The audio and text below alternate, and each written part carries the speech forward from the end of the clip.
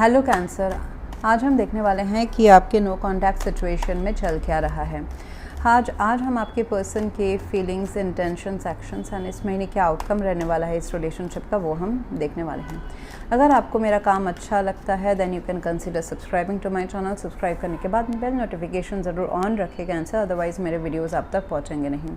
अगर आप में से किसी को पेड पर्सनल रीडिंग करानी है, ऑरा हीलिंग या फिर फुल लाइफ का प्रेडिक्शन विद रेमेडीज़ चाहिए, you can visit my website. वहाँ पे आपको बुक अपॉइंटमेंट्स वाले पेज में सारे डिटेल्स मिल जाएंगे। So that's how you can reach me out. And अगर आप मेरे चैनल को ज्वाइन करते हैं तो हर महीने लाइव स्ट्रीम के दौरान मुझसे आप अपने पर्सनल सवाल पूछ सकते हैं एंड उसके मैं सोल्यूशंस एंड रेमेडीज़ प्रोवाइड करती हूँ। सो आ जाते हैं इस रीडिंग के ऊपर। सो आपके जो पर्सन है, मुझे लग रहा है कि आप दोनों के बीच में डेफिनेटली कोई सेपरेशन है, चाहे वो इमोशनल हो, फिज़िकल हो या दोनों भी हो सकता है। आपकी पर्सन जो है वो अभी अलूफ मोड से बाहर आना चाहते हैं। They are thinking a lot, बहुत ज़्यादा सोच रहे हैं। विजडम आ रही है इस सोच में, चाहे वो आपसे बात कर रहे हैं, कम कर रहे हैं या बिल्कुल ही नहीं कर रहे हैं। इस बीच में हो क्या रहा है कि वो अपने इमोशंस को, फीलिंग्स को कन्फ्रंट कर रहे हैं और उनको रियलाइज़ हो रहा है कि ये प्यार क्या उनके लिए इम्पॉर्टेंट है, कितना इम्पॉर्टेंट है, नहीं है। सो काफ़ी ओवर थिंकिंग है, एंजाइटी भी है, बैक ऑफ द माइंड ये प्यार उनके मन में चलता रहता है। You are their wish fulfilment with the star card plus 10 of cups. तो कहीं ना कहीं आप दोनों का रिश्ता ऑलरेडी बंध चुका है। बहुतों के लिए एक परमानेंट कनेक्शन है थ्रू मैरिज और विदाउट मैरिज एज वेल। तो ये पर्सन आपको एंड कुड बी लाइक आप एक शायद से इनिशियल डेटिंग फॉर्म में भी हो, हर किसी का स्टेज अलग रहेगा। लेकिन with this moon card 9 of swords, I see that किसी प्रकार का हेजिटेशन, सेल्फ डाउट, अपने आप को शायद से उतना डिज़र्विंग कैंडिडेट ना सोचना आपके लिए, ये सब चल रहा था या है अभी भी उनके मन में। सो इमोशनली काफ़ी ज़्यादा आपसे अटैच्ड है, but at the same time यहाँ पे देखिए पेंटिकल्स के कार्ड फ़िलहाल तो उनके इसमें नहीं है, but again in the second row we get it. So ऐसा लगता है जैसे कि इमोशनली बहुत ज़्यादा कनेक्टेड हैं, बहुत ज़्यादा इमोशंस, डीप इमोशंस फील करते हैं। एट द सेम टाइम उनके इमोशंस फ्लक्चुएट भी होते हैं। कभी वो आपके लिए खड़े हैं, कभी नहीं खड़े हैं, ऐसा भी आपको प्रतीत हो सकता है। एंड आप उनको अच्छी तरह से पता है कि you are their 10 of cups. आपके साथ वो लॉन्ग टर्म रिलेशनशिप चाहे किसी भी फेज़ में हो, जैसे मैंने कहा ना, आप किसी भी फेज़ में है, स्टार्टिंग डेटिंग में है या फिर ऑलरेडी कमिटेड है या फिर ऑलरेडी मैरिड है, कुछ भी हो सकता है हर किसी के लिए। But they see you as their permanent love partner, जिसमें एक फैमिली भी मुझे नज़र आती है। Yes, they maybe you already have it, और या फिर वो प्रोजेक्ट करते हुए ऐसा सोचते हैं। रुकावट सिर्फ ये moon card and 9 of swords है, जैसे कि इस प्यार को कैसे हासिल करना, या फिर आपके दिल में जैसे मैंने कहा डिज़र्विंग कैंडिडेट कैसे होना। सो ये सारा चीज़ ना ये मून कार्ड से आ जा रहा है कि सेल्फ डाउट हो सकते हैं, इमोशनल फ्लक्चुएशंस हो सकते हैं। 9 of swords and moon card is not at all not a very good combination, जहाँ पे हम कभी कभी सैडनेस, डिप्रेशन में चले जाए या फिर अपना ही कुछ इमोशनल ट्रॉमा पास्ट का, उसको लेके हम इतने ज़्यादा घुस जाए अपने ऊपर कि हम अपने लव पार्टनर, फैमिली या फिर आजू बाजू कौन लोग हैं उनके लिए मेरी क्या जिम्मेदारी है, या फिर हाउ कैसे वो डिफ्रेंशिएट होना चाहिए। मेरे पर्सनल इंडिविजुअल लाइफ के इमोशनल ट्रॉमास यहाँ पे नहीं आना चाहिए। Correct, that is how you heal it. So ये हीलिंग अभी तक हुई नहीं है somehow from this person. But अच्छी बात यह है कि they see you as their 10 of cups.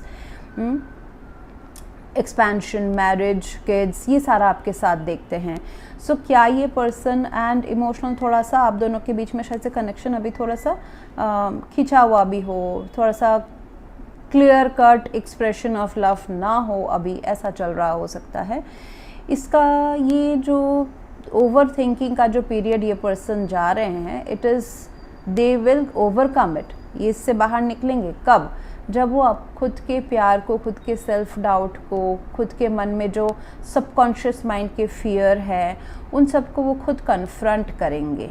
आमना सामना, खुद ही के इमोशन से आमना सामना। अगर ये पेसिमिस्टिक है, नकारात्मक सोचते हैं, तो क्यों सोचते हैं, क्या सोल्यूशन है इसका? अगर उनका लव फेलियर हो गया तो उसके आगे प्लान भी क्या है? So they need to confront it, ना ही कि उसमें सिर्फ जूझे रहना। सो ये मुझे हर्मिट जो दिखाई दे रहा है, जैसे मैंने कहा कि शायद से आप फिजिकली डिस्कनेक्ट में हो, बहुत सारे कपल्स नहीं एंड इमोशनली, बट बहुत सारे कपल्स है रिलेशनशिप में है, बट ये पर्सन बहुत ज़्यादा गंभीर रिलेशनशिप या बातचीत में रहने के बावजूद भी ये बहुत इंट्रोस्पेक्ट कर रहे हैं, हाँ, अपने अंतर ध्यान कर रहे हैं कि क्या मैंने सही किया, क्या मुझे सही करना चाहिए, गलत है, what are the pros and cons of this relationship, मुझे कहाँ ठीक होना चाहिए। So they are following their soul path. कहीं ना कहीं उनको लगता है कि शायद से वो अकेले अपने लाइफ की जर्नी बहुत ज़्यादा जिए हैं, इंक्लूडिंग देयर लव लाइफ। तो लेकिन इस रिलेशनशिप को, you are their wish fulfilment, right, star card.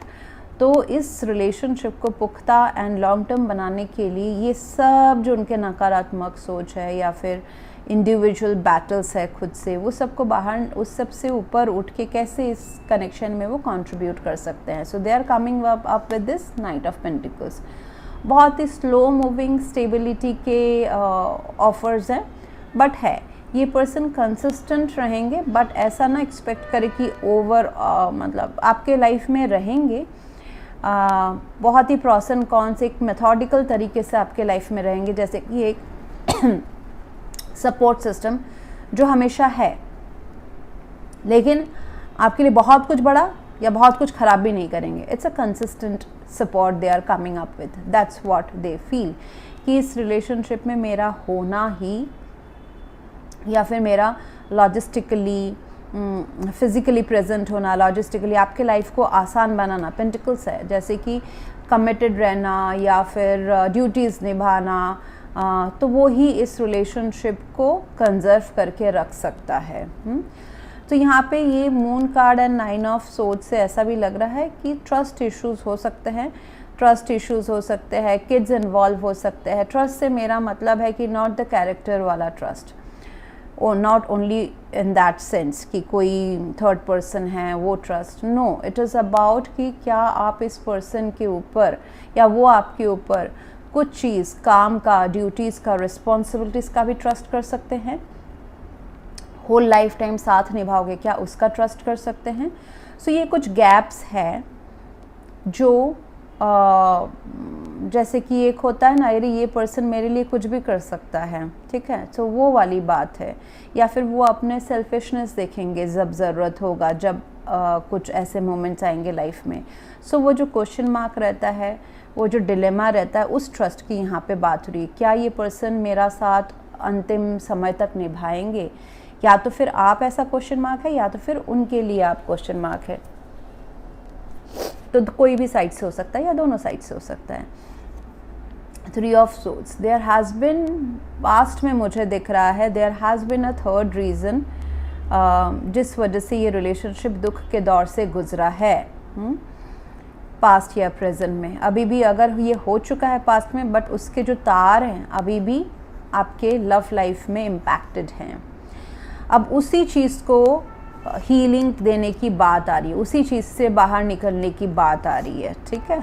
तो मुझे दिख रहा है कि पास्ट में जो भी रीज़न रहे हैं ये 3 ऑफ सोर्ड्स के, चाहे धोखा है, चाहे लॉन्ग टर्म का ट्रस्ट है, या फिर फाइनेंशियल ट्रस्ट इश्यूज़ है, या फिर ड्यूटीज़ एंड रिस्पॉन्सिबिलिटीज़ के में गैप रहे हैं, एक दूसरे को सपोर्ट सिस्टम में गैप रहे हैं, उसी चीज़ को अभी मुझे दिख रहा है मार्च महीने में you will feel cancer that it has been somehow getting settled up.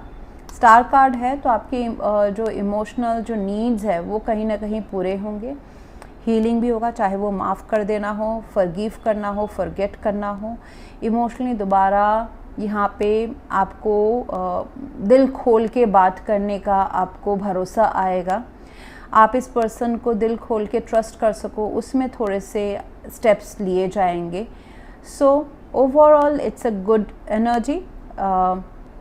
Major arcana darkness से हीलिंग की तरफ आना, विश फुलफिलमेंट की तरफ आना, दोबारा ये कपल जो है, ये प्यार जो है स्टार की तरह चमकना, होप है, yes, it is all about hope. But again ये अगर कार्ड्स निकले हैं 3 of swords, hermit, 9 of swords, moon card, यानी कि अभी भी शैडो में वो सारी तकलीफ़ें हैं. एंड दिस तकलीफ्स are all of emotions, inner work की. हाँ, बाहर से शायद से देखने में सब कुछ अच्छा दिख रहा है, इनर वर्क की, सबकॉन्शियस माइंड के फियर हैं, सेल्फ डाउट्स हो सकते हैं, ईगो इश्यूज हो सकते हैं. ये सारी चीज़ें. ये थर्ड रीज़न जो है ये पैसा हो सकता है, ड्यूटीज रिस्पॉन्सिबिलिटीज, थर्ड पर्सन का इंटरफेरेंस हो सकता है. सो बहुत सारी चीज़ें हो सकती है, हर कपल के लिए वो डिफरेंट रहा है. But again everything is, you are overcoming. देखिए ये हो चुका है, 3 ऑफ सोर्ड्स ये हो चुका है. अभी जो होने वाला है that is the star card. So emotions फिर से ओवरफ्लो होने वाले हैं और हो रहे हैं धीरे धीरे, you know, overcoming all the problems in this relationship. And actually दिल से उन चेंजेस को आप फील कर सकेंगे. So that's what I have for you right now. Cancer, if you want to go for a paid personal reading, aura healing, या फिर full life prediction with remedies, you can visit my website. Thank you very much for watching. Please to like, share, comment and subscribe. Thank you.